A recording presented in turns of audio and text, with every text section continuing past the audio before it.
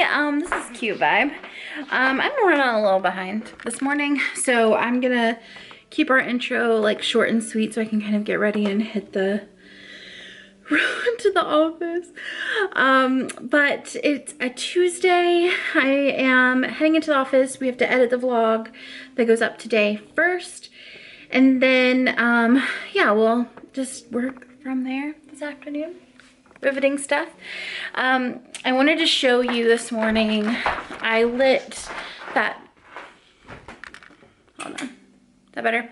I lit that green candle in the sky because we bought these the other day. We went on like Obe's birthday date in Black Mountain. We went to this bookstore and they had this. It's from Patty Wax and it's like 12 days to Christmas, and it has 12 taper candles and you light one a day until Christmas, and I was so excited about it. We burned 12 today, and so I'm gonna get 11 out.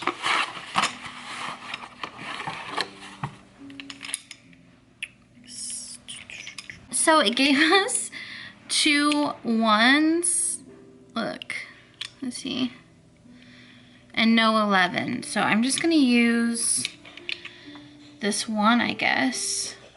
I'm going to go get ready, and then I'll see you in the car.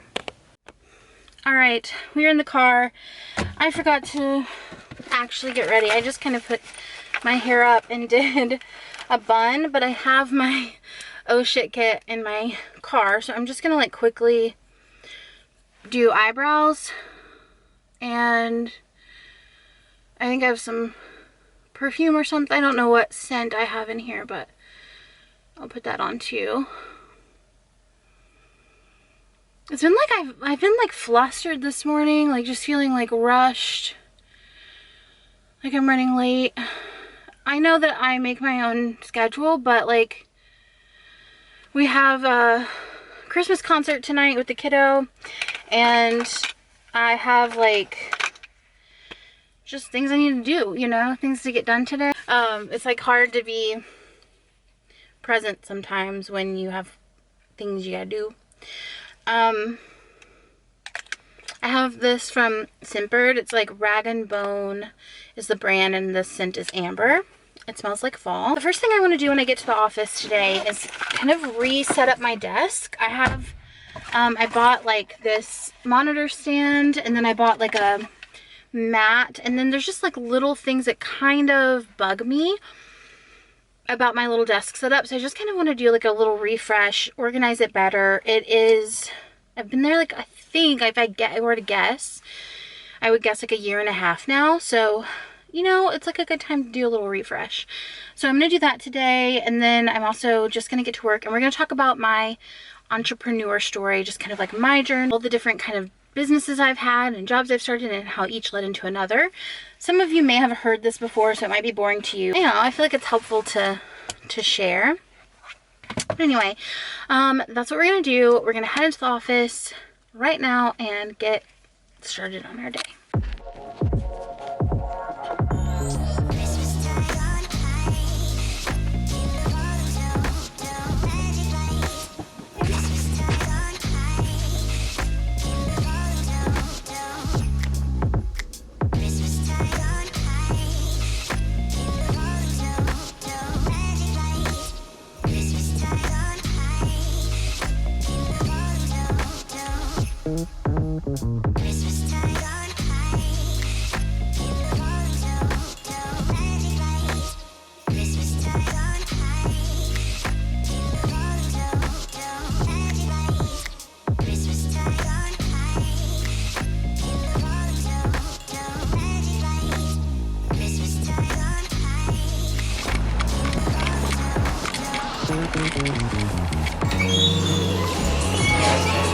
Hey, how's it going?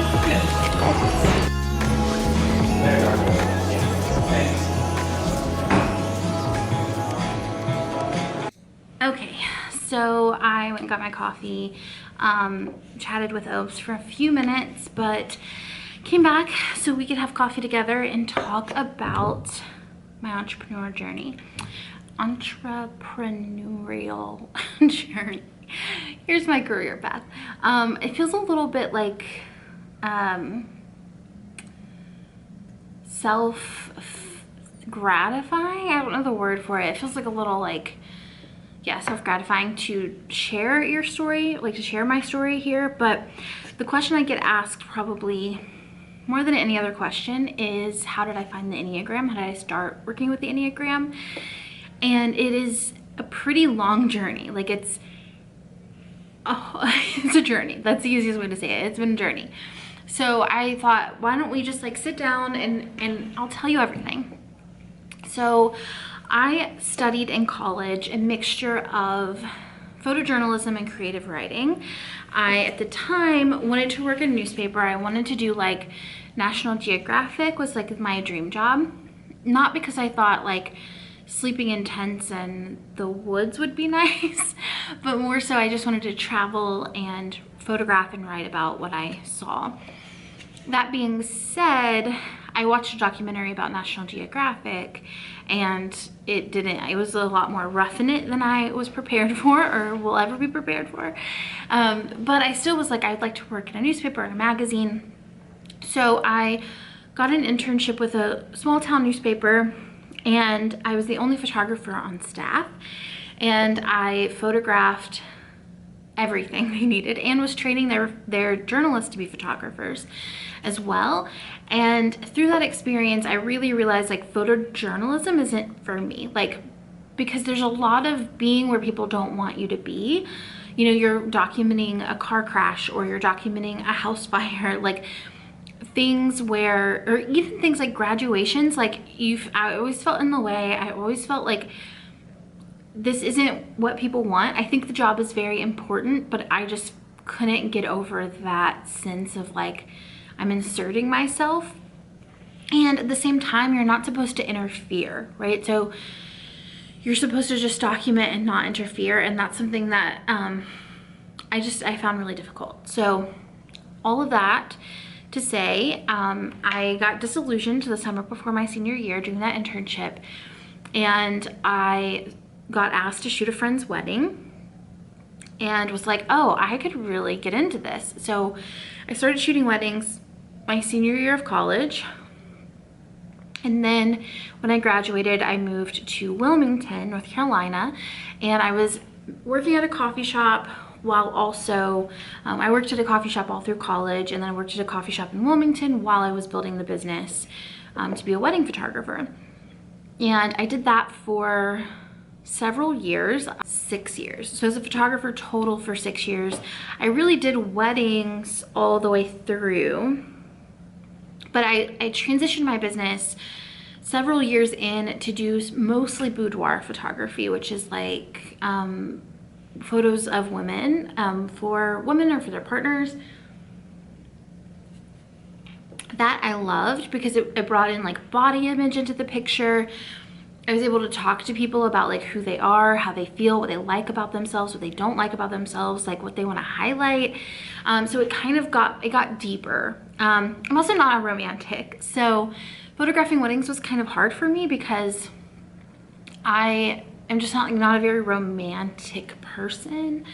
And I don't, the wedding industrial complex is like, doesn't make sense to me. I'm gonna move you. I feel like I'm bouncing you around every time I move. I think that's a little better so that I'm not like shaking you. Yeah, so I got disenchanted with weddings. It just wasn't like for me. So I started doing boudoir because I was like, this has got depth to it. This has got complexity. It's also kind of like fun and interesting. So I started doing that, and I would do these like boudoir parties, which were really fun, where like groups of friends would come together and they would each get like a mini session, and then we would have like wine and snacks, and it was just like more fun. The sessions themselves were private, but then like for the most part, like some friends would do it together, or like not shoot together, but like be in the room together. But that was very fun. And then I did that for a long time, for several years, and then I burnt out there. I had an office downtown. I was like meeting with clients there, and that was really cool and that was really fun, but I just burnout. And I found myself in a situation where I had gotten divorced. I moved in with 2 of my guy friends, and my rent was like $200 a month. And I was like, honestly, I have the ability to take a break here. Like, I can not have an office downtown. I can, like, my expenses can be so low right now that I can just take like a normal job. I started fantasizing about like, what would it be like to just go to work, go home, get paid? And that like felt really enticing to me. So I was like, I'm gonna work at a coffee shop.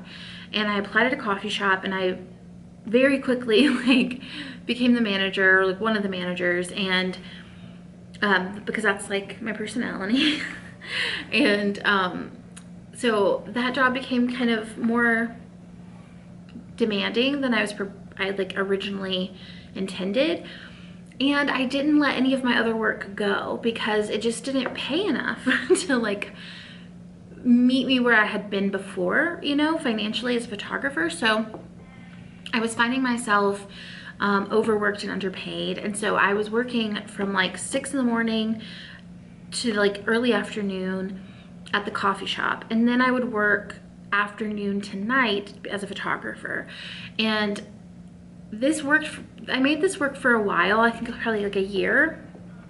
And then I started daydreaming about a salary job. I was like, if I could have a salary job, then that'll be so nice, because then I'll really just go to work and get paid. And so I took a job at a chocolate factory doing their marketing as their marketing coordinator. And I loved that job. I honestly loved that job so much. It's just that like the amount that they could pay me, I mean, I think I was making like 30 something thousand a year, like 35,000 a year. It just wasn't sustainable, and they couldn't have like given me a raise fast enough to like make me able to stay and only do that. And so my friend and I both were taking on all of these side projects, marketing projects, to kind of compensate for our income. He was doing marketing at the YMCA, I was doing marketing at this chocolate company, and then we were both doing freelance projects.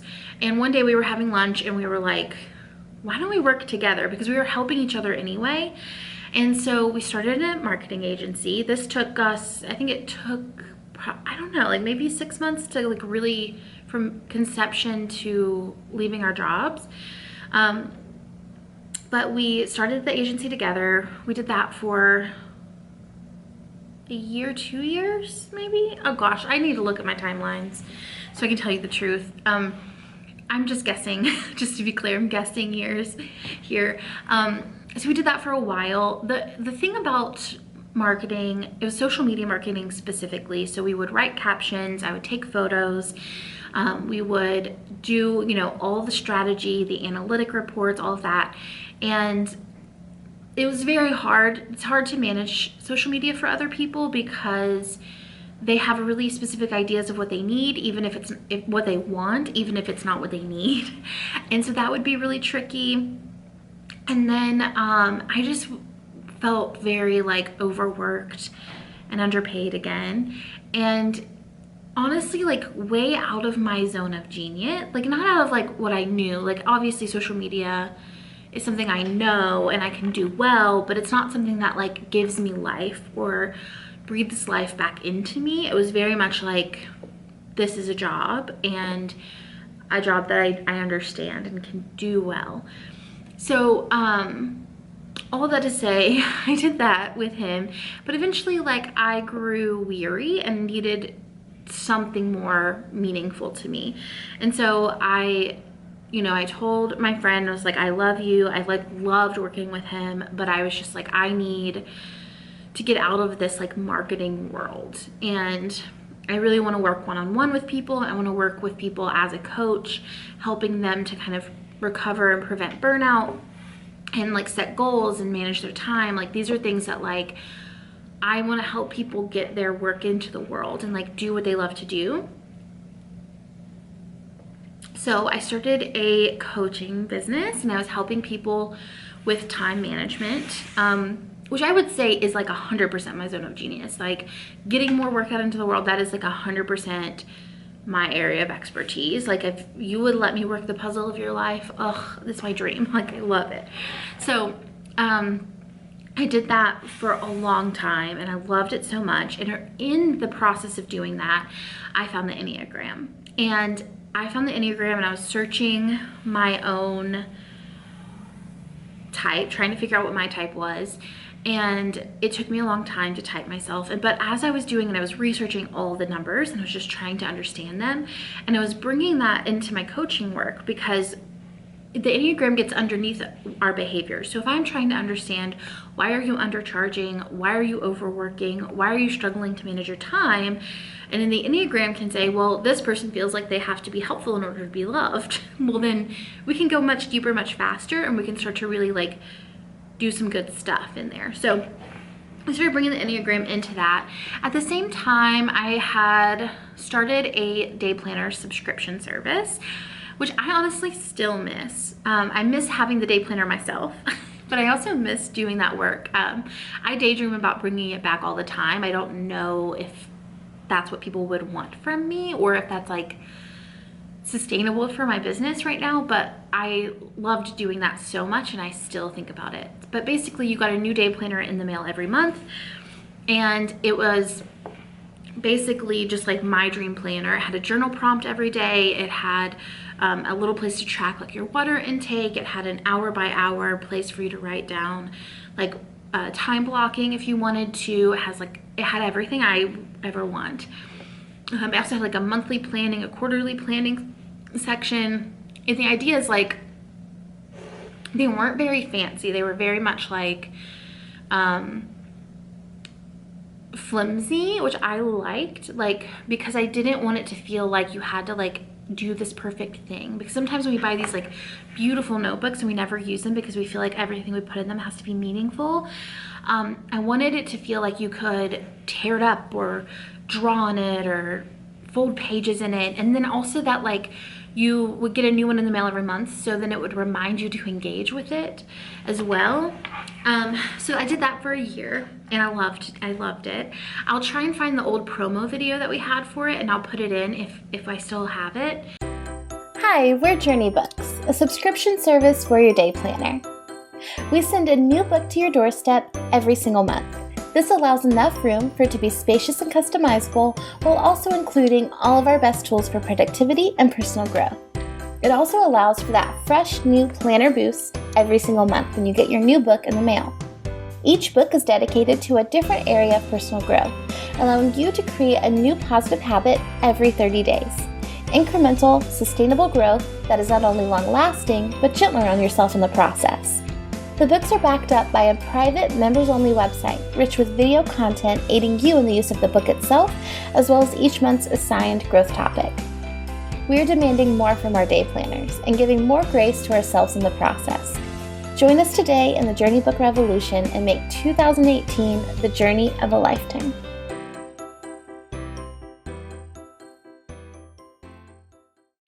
And so we did that, and then that actually morphed into my online community, the Brave Collective, which was basically a digital version of what we were doing in Journey Books. So instead of printing it out on paper and mailing it out, we were doing it as an online community, which that community still exists. It's now a course, and by course I mean it's like all of the content exists. You buy it one time and you have access to it for life instead of paying like monthly membership fees. And then I'm not as like, we don't like meet every month as a group. It's just like you can go in and take the content of the course if you want. It's all about time management and inspiration and all of that. So we did that, and then I ended that at the beginning of this year. But while I was doing Journey Books and the Brave Collective, I started the Instagram account Enneagram and Coffee. I did that because my friend was like, you should start an Instagram account for this thing that you talk about all the time. And so I did, and it blew up from 0 to 100,000 followers in 3 days. And it was, you know, I attribute that to like timing. Like I was one of the first, if not one of the first people to really do Enneagram content like that on Instagram. And then also just like, it's so shareable, right? It's just like, this is who we are. People feel seen. So it grew really fast, and I was like not sure if I wanted to like, I made mugs, you know, and I started selling mugs, and then I didn't want to like teach the Enneagram because I didn't feel qualified yet, but I did go and get my certification because I felt like that was necessary. I wanted to do that. So I went and got my certification in 2018, early 2019. And then I've just been like studying the Enneagram. I've been studying the Enneagram since I found it, right? Like it never stopped. But then I've been like taking courses and workshops and all of that for so many years at this point. And yeah, eventually I started a thing called Club Enneagram. I did that for a while. It's a membership program as well. It's more of an email-based one. And now Club Enneagram is what I call my newsletter list. Instead of, it's not paid, it's just a free email list. And yeah, and then in 2022, I was like, I am about to burn out again. I need to simplify my life. I need to like focus in one area. And I really started focusing more on content creation on the podcast, Instagram, and writing books. And so I changed, that's when I like changed Brave Collective from a membership to a course, so that I would not burn out. And that has been very good this year so far. I don't know what 2023 is gonna hold in terms of career and future. You know, the sabbatical, I hope in January, will give me the time to really make that, have a clear vision for what 2023 will be like. But that's my journey. It's a little rambling, isn't it? I am going to go back to work now. I don't even know what I have left to do. I need to schedule tomorrow's podcast. I feel really out of it, quite frankly. But I'm gonna rally. We'll look at the to-do list together, and then we'll just kind of get things rolling from there. Trying to wrap this day up because we have the kiddos' concert tonight at school, the holiday concert.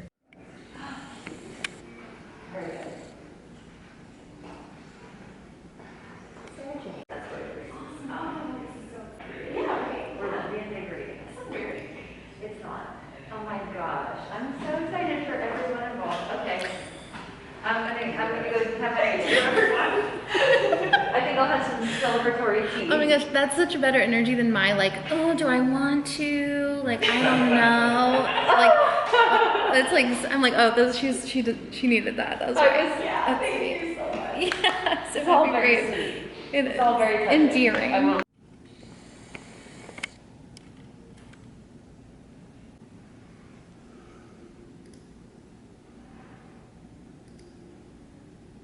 A bit of an update. I just finished my last task of the day, which was to take a workshop on structure, like writing structure, and I did that.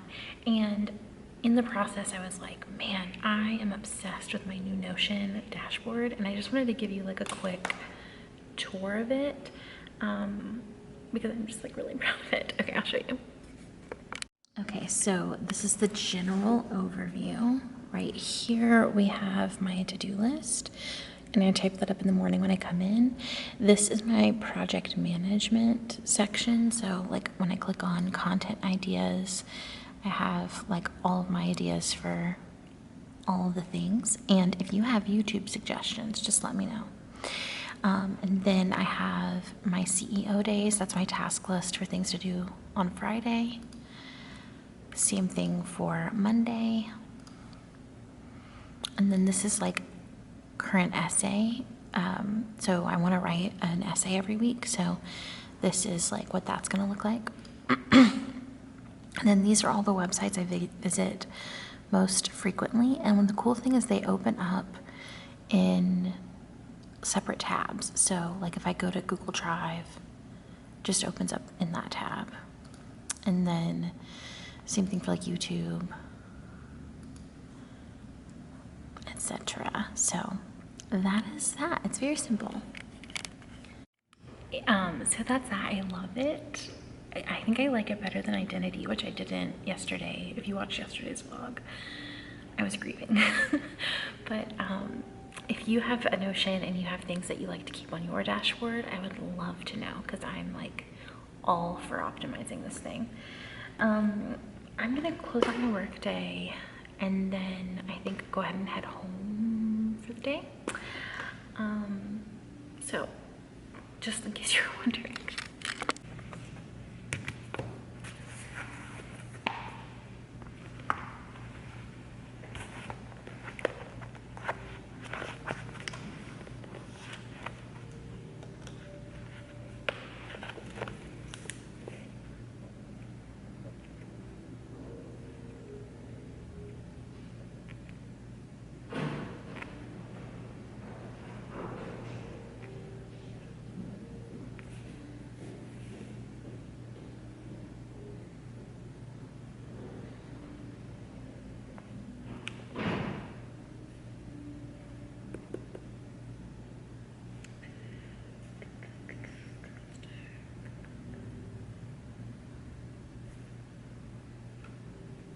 This is also bringing me so much joy. Put my like main highlighter I use, pen, field note, and then I can put like ID and debit card in here if I want to just not carry anything else. Ah, obsessed. Oh, it's so cold. I have a dilemma right now, which is that I don't want any more coffee, but I got reusable Keurig pods yesterday. And some of my favorite coffee from Counterculture, because I share an office with Counterculture, sometimes they just give you little treats. They have extra, and they had a class yesterday, so they gave me some coffee. And I'd really like to like dial that coffee in so that I can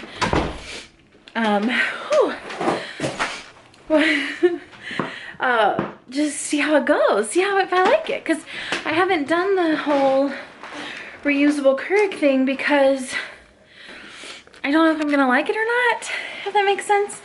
Like, I just don't know. One of the reasons I have been doing Keurig,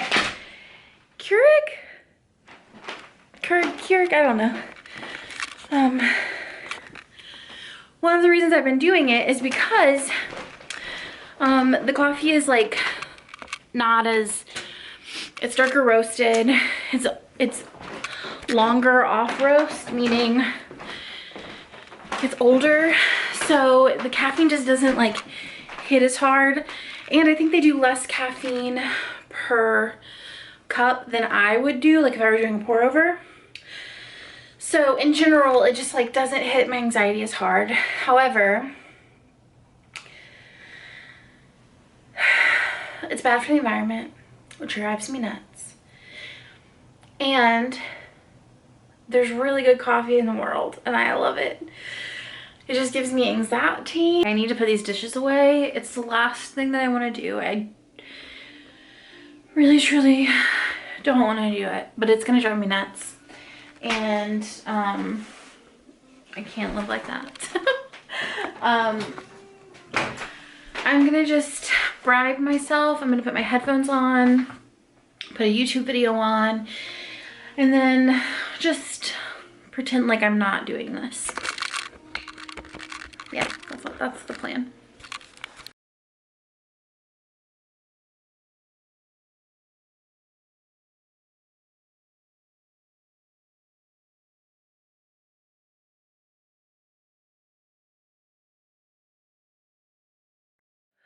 It's time to go to the holiday concert, and I am gonna make a decaf coffee.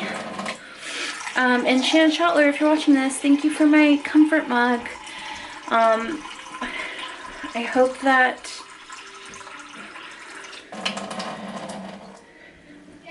it makes me very happy.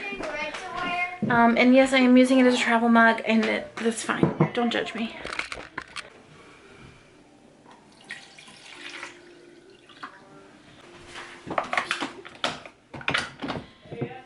Yes, my love? Hold on, I can't hear you.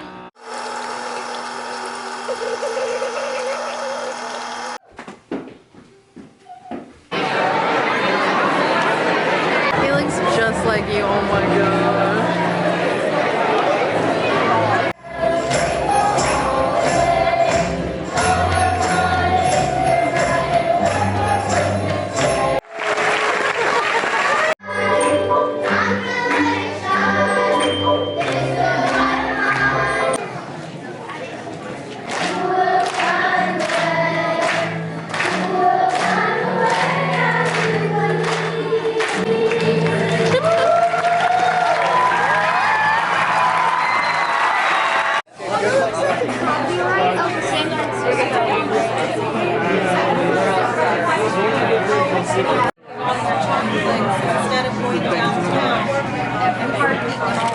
I think the individual would be the size of medium. So we are home and we are tired. It is like 8:30. But I want to do the gift card for our kiddo's teacher tomorrow for Christmas, and we just do Starbucks because I feel like you can never have too much. Like if you have free Starbucks for the rest of your life, that sounds great. And this is the card, and it says that in here, and then it's from Tiny and Snail, which they're lovely. So yeah, we're just gonna sit here and write that out and then get the kiddo a Band-Aid, I think.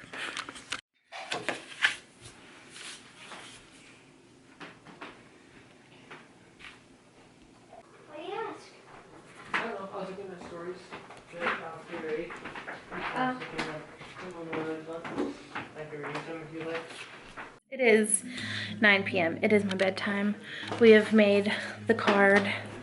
They're doing songs for sleep. I'm gonna be doing songs for my sleep. I'm just gonna sleep. But I'll see you tomorrow for Vlogmas Day 3. Bye.